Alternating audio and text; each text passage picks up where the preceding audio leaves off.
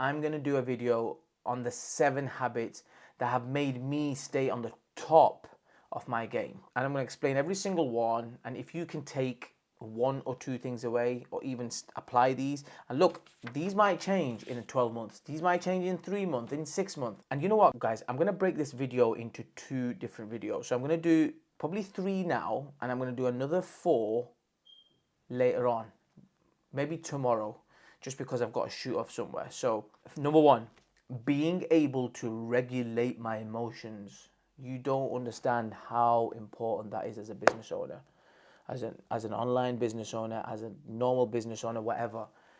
Being able to regulate your emotions is going to be key to you from getting from step 1 to step 2 to step 3.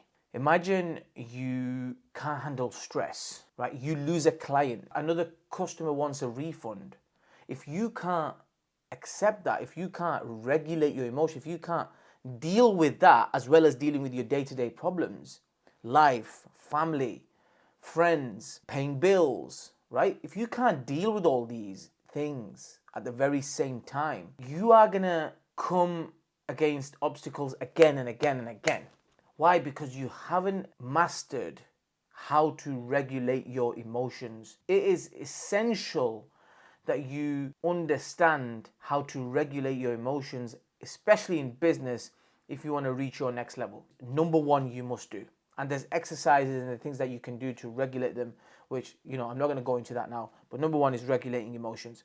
Number 2, staying disciplined on the 4 main tasks in life. And how I break down life is health, wealth, love, and happiness. Okay, I've broken them down into these 4. It's okay having discipline in the gym, but have you also got discipline when it comes to money? Have you also got discipline when it comes to love? Have you also got discipline when it comes to happiness? So it's very important that you have discipline in all areas of your life. So number 1, health. Eat well, understand your body, go to the gym, do tough things which you don't like to do. Do them extra reps, don't eat desserts after desserts. It comes under health. I have made sure that I am disciplined in that. Number 2 is love. What comes under love? Affection, freedom, helping others, giving to charity, helping other people elevate. My faith, it's so many things that come under love. Wealth, understanding money. I have to understand money. I have to understand that if my income is 100k, I can't spend 150k. I've understood financial literacy. I've understood all these things, right? Happiness. In my eyes, happiness comes from progress, by completing tasks, by saying what you are gonna, for example, if I'm gonna get this one job done today, I'm gonna go and do it, because that, as soon as I complete it, it will bring me happiness. Faith, be disciplined in your faith. That is super important. And to be honest, I can't leave that out because that's helped me hugely. So number 3, not giving a fuck what others think, because I truly know who I am. Let's just say you're about to do content.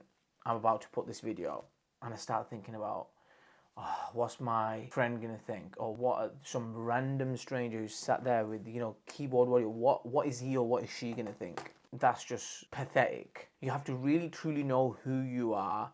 You have to be so connected to your purpose and so connected to your why that everything that you do, every decision that you make, you're so confident that nobody can come and take you away from that, because you know where you're going with it. Unless you get some important information, then you have to be open to change. Number 3 is not giving a fuck what other people think. If I'm honest with you, people are not just born like that.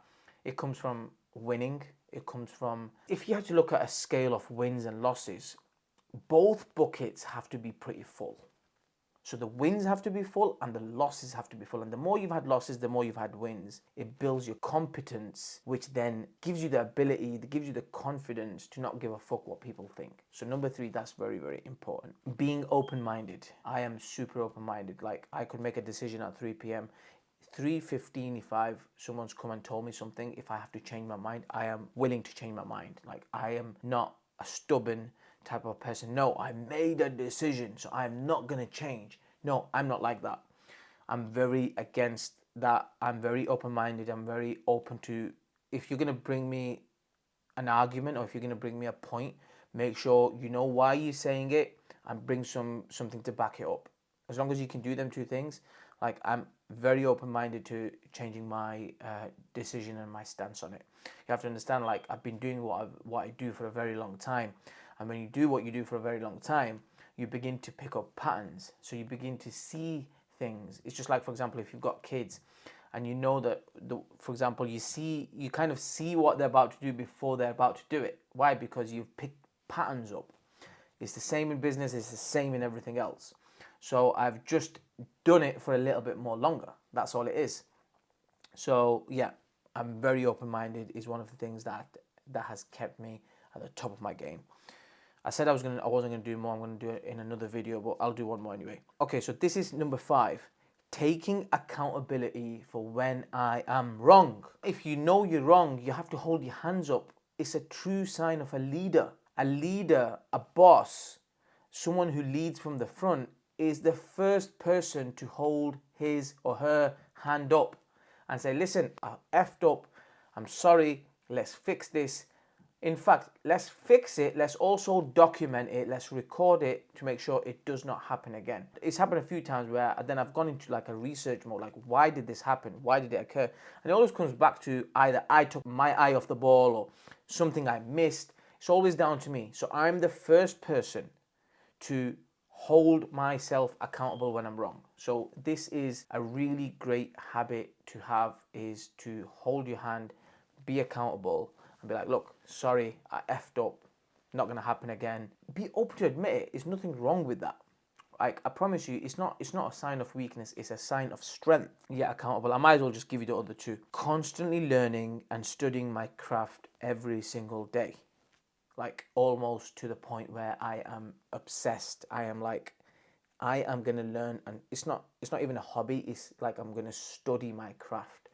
And I have been doing that for a very long time, and I believe that is one of the reasons that has kept me on top of my game, is because I have been learning, I have been studying, I have been obsessed.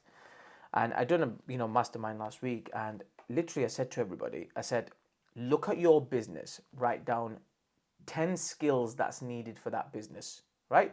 I'm not saying do them all, but write down 10 skills. Probably even be more, but you can find 10 skills in your business that requires you to run that business. Now, yes, it may be some that you may outsource. My point is that out of them 10, make another list on this side and write down which skill are you lacking. Out of the 10 skills, which one is, like, you can say you can master it?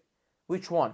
So if it's, let's say, 3 out of 10 or even 5 out of 10 that you can master, well, there's still another 5 that you have not learned.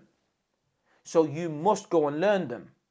I'm not saying do them, but you must learn them, because if you don't know anything about your business, well, you are not in a strongest position.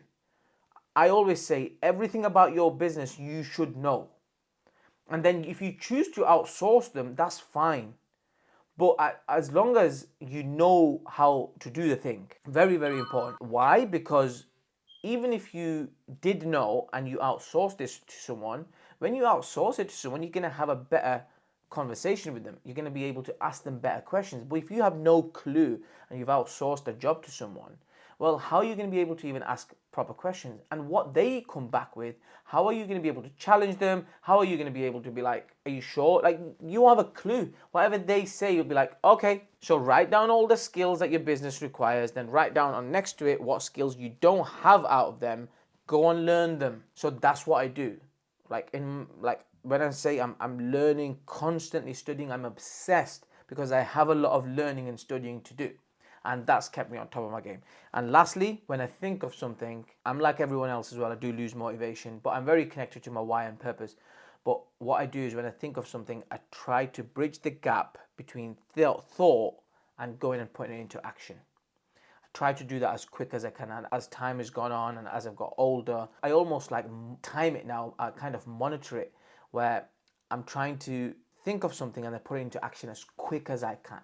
And sometimes, I do have time where I've delayed things and I thought, should have started that sooner. But the point I'm trying to make is that I realize it, and then it's like, okay, I need to get that done straight away. I need to stop scrolling or going and wandering off, because I'm a very curious person.